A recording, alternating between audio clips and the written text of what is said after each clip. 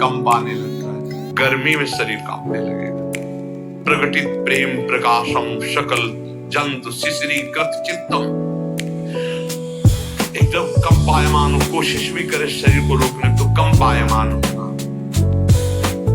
वो रोकने की कोशिश करे फिर भी बिना किसी बाहरी दुख या आंतरिक चिंतन के वो अश्रु प्रवाह हो रहा है। जैसे कोई रो रहा होता है तो एक ही उद्देश्य होता है उसका कि यार कोई दुख है ऐसा, लेकिन प्रेमी जनों का और दुख सुख से संबंध नहीं होता, वो आनंद में प्रभु के संबंध से अश्रु प्रवाह होता है। दुख में तो कभी आंसू आ ही नहीं सकते, पीड़ा में कभी आंसू नहीं आ सकते, संसारी के भगवत चिंतन में कभी आंसू नहीं आ सकते, और भगवत भक्त के कभी पीड़ा में आंसू नहीं आ सकते। ये पहचान है, उसके आंसू गिरेंगे तो भगवत भाव में ही गिरेंगे, पीड़ा में नहीं गिरेंगे।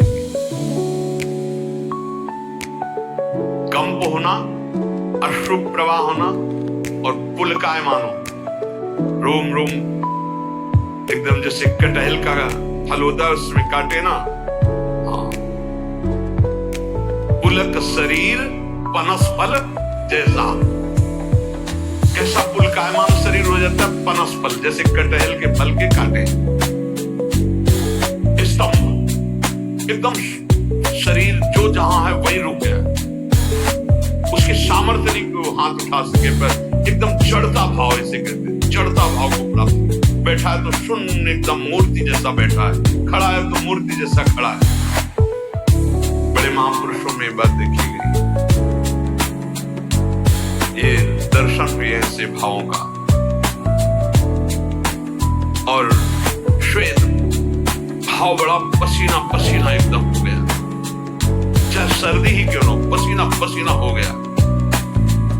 स्वरभंग, बोलना कुछ चाहता, जीभ लड़खड़ा रही, गले अवरुद्ध हो गए हैं, ये स्वरभंग हो जाता है। वैवर्ण, शरीर का रंग एकदम बदल गया, पीत वर्ण होने लगा, पीलापन, मुरझाया हुआ चेहरा दिखाई देने लगा। मीरा जी ने भी कहा जैसे पका हुआ पान ऐसा शरीर हो गया, लोग कहते पिंड रोग हो गया है। प्रलय, मूर्छित हो जाना, ये अष्ट सात्विक भाव प्रेम में कंप, अश्रु, पुलक, स्तंभ, स्वेद, स्वरभंग, वैवर्ण और प्रलय, मूर्छित हो जाना। जो उपासक नियम से गुरु प्रदत्त साधन करता है वो प्रेम को प्राप्त होता है। प्रेम के ये 8 लक्षण उसमें प्रकट हो जाते हैं।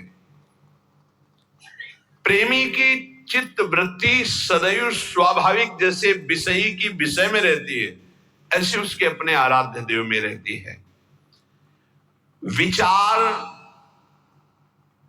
प्रेमी के हृदय में नहीं होता, ध्यान देने का विषय कि विचार नहीं होता, विचार का समय नहीं उसके पास, निरंतर नाम चल रहा है, राधा राधा राधा राधा राधा। अब क्या होगा, क्या करना है, कैसा, कोई संकल्प नहीं, अंदर से प्रेरित होता है, अब ये करो, अब ये बोलो, अब ऐसे चलो, अब ऐसे। जैसे अर्जुन के घोड़ों की रथ की लगाम स्वयं सच्चिदानंद जगत गुरु भगवान श्री कृष्ण पकड़े हुए हैं, ऐसे प्रेमी के हृदय में आराध्य देव संपूर्ण भार संभाल लेते हैं। सारे कार्य हो रहे पर आराध्य देव करवा रहे हैं। पूज्य राधा बाबा को भगवान श्री कृष्ण चंद्र जी ने बताया कि इस समय जो मैं वाणियों का संपादन कर रहा हूं तो हनुमान प्रसाद पोद्दार नामक शरीर में बैठकर मैं कर रहा हूं, वो नहीं, वो तो मेरे में लीन है। अब मैं वाणियों का संपादन स्वयं मैं कर रहा हूं। भाई जी के लिए बताया, बाहरी क्रियाएं स्वयं प्रभु बैठकर हृदय में कराते। वैसे यंत्रारूढ़ान मम माया, सब त्रिगुण माया के द्वारा यंत्र में आरूढ़ की तरह हो रहा है, लेकिन उस महाभागवत के हृदय में स्वयं भगवान बैठकर कराते हैं।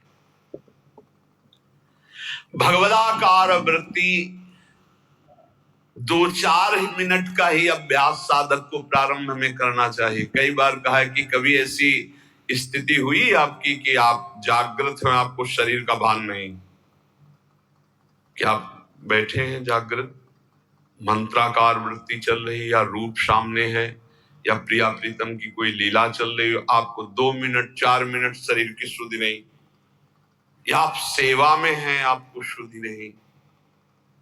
कुछ मिनट शरीर को भूल जाना कभी हुआ है जीवन में?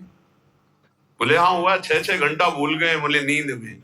वो बात नहीं, जागृत में चेष्टा युक्त होते हुए भी आपकी शुद्ध न रहना।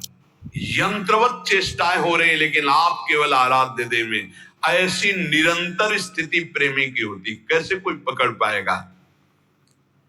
चित्त एक है और वो चित्त चोर प्रभु के रूप में नाम में लग गया है। जैसे गोपियों की दशा थी कि उधो मनन भय 10-20, चलते फिरते उठते बैठते हर समय श्री कृष्णाकार वृत्ति।